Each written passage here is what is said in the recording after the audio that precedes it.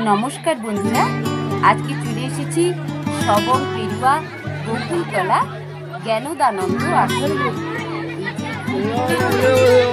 এখানে আজকে হবে কন্যা পুজো।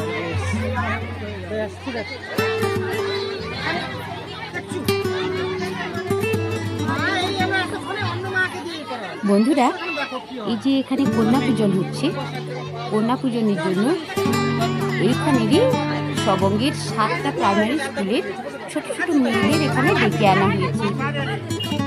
ক্লাস 1 থেকে ক্লাস 4 পর্যন্ত সমস্ত মেয়েরা এখানে আমন্ত্রিত। তো এখানে দেখছো কেমন করে ছোট কন্যাদের এখানে এই যে আলতা পরানো হচ্ছে। আলতা পরিয়ে পাটা ধুয়ে মুছিয়ে দেওয়া হচ্ছে। পাটা মুছিয়ে দেওয়ার পরে এখানে কি হচ্ছে, সব কন্যাদের এখানে সাজানো হচ্ছে। নতুন বস্ত্র দান করেছেন কেউ, যে যেমন পেরেছেন ওনাদের মতো করে ওনারা এখানে সাহায্যের হাত বাড়িয়ে দিয়েছেন কন্যা পুজোর জন্য। এখানে সব সাজানো হচ্ছে, খুব সুন্দর লাগছে না দেখতে, একদম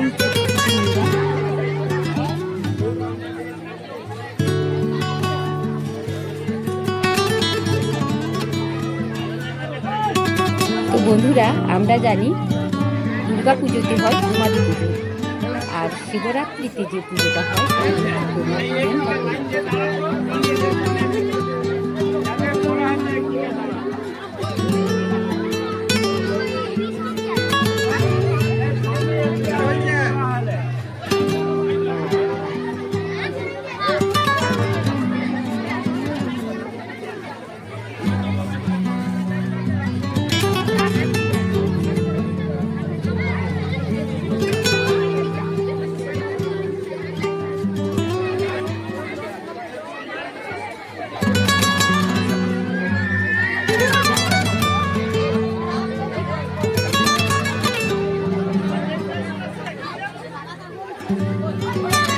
আজ মধ্যাহ্নকালীন বিশেষ অনুষ্ঠান কন্যা ভোজন।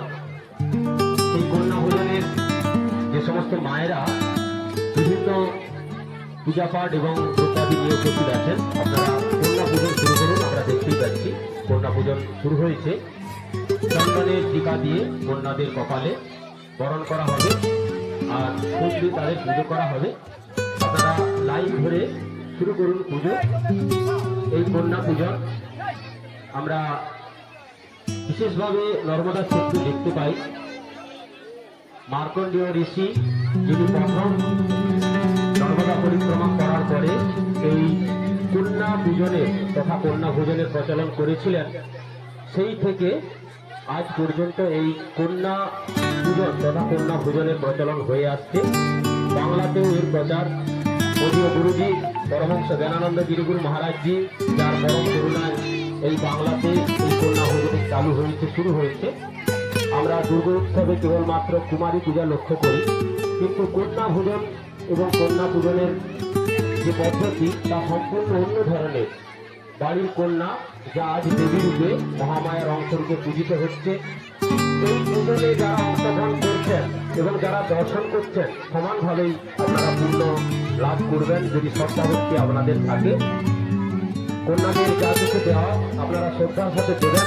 যারা দর্শন করছেন আপনারা মৌন হবেন, অযথা কথা বলবেন না, কারণ মৌনটাই চঞ্চল মনের পরিচয়। চঞ্চল মনে কোনো কিছু শ্রদ্ধাভক্তি আসে না, তাই স্থির হতে হবে। স্থির হয়ে আপনারা দর্শন করুন কন্যা ভোজনের অনুষ্ঠান। এই অতি দুর্লভ দর্শন, দিন দর্শনের মতোই আপনারা কন্যা ভোজন দর্শন করবেন। আর কন্যাদের সন্তুষ্টিকরণের জন্য তাদের যা কিছু প্রয়োজন, মেয়েদের খাতা দ্রৌপদী আপনারা ধীরে ধীরে দেওয়া শুরু করুন। তারপরেই তাদের ব্যঞ্জন অন্ন প্রসাদী আপনারা পরিবেশন করবেন। আর যেহেতু আমরা মাতা নর্মদার রূপে এই কন্যাদের আমরা পূজন করছি, তাই আমরা এই কন্যা ভোজনের অনুষ্ঠানের সাথে সাথে নর্মদাষ্টকম পাঠ করব।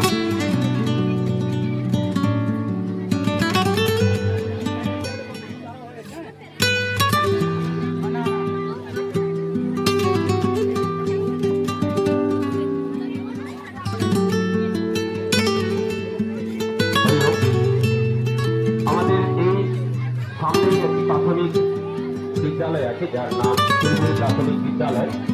এই বিদ্যালয়ের কিছু কন্যা এই কন্যা ভোজনে অংশ নিচ্ছে।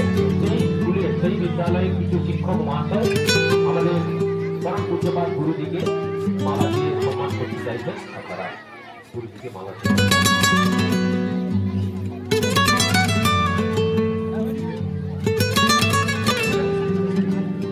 আমরা এর সাথে সাথে শিক্ষক মহাশয় এগিয়ে আসুন। আমাদের সামনে যে জগদানন্দজির প্রতিকৃতি আছে ওই প্রতিকৃতিতে আমরা মাল্য করব।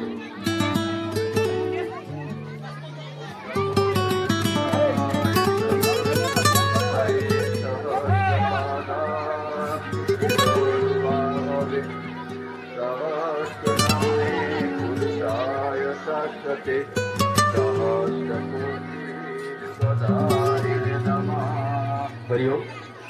কন্যা পূজনের কাজ শুরু হয়েছে।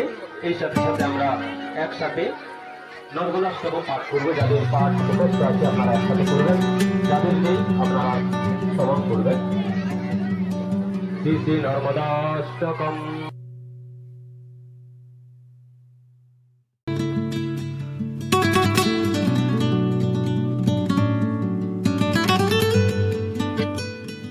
কন্যা পুজো দর্শন এবং শ্রবণ দুই হচ্ছে ভীষণ পুণ্য লাভ করা। তো পুজো তো চলছে, তার সঙ্গে সঙ্গে চলছে ভোজন। তো যে যার মতো করে সবাই সাহায্যের হাত বাড়িয়ে দিয়েছেন। একদিকে চলছে কন্যা ভোজন, অন্যদিকে কিন্তু চলছে বালক ভোজন।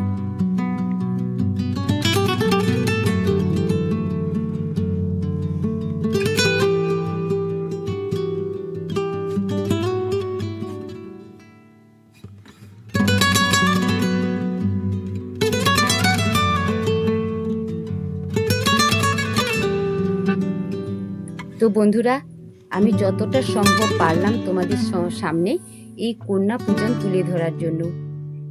তো তোমাদের এই কন্যা পূজন দর্শন করে শ্রবণ করে কেমন লাগলো সেটা অবশ্যই আমাকে কমেন্টস করে জানিও। তাতে আমি নতুন করে অনুপ্রাণিত হব নতুন নতুন ভিডিও বানানোর জন্য।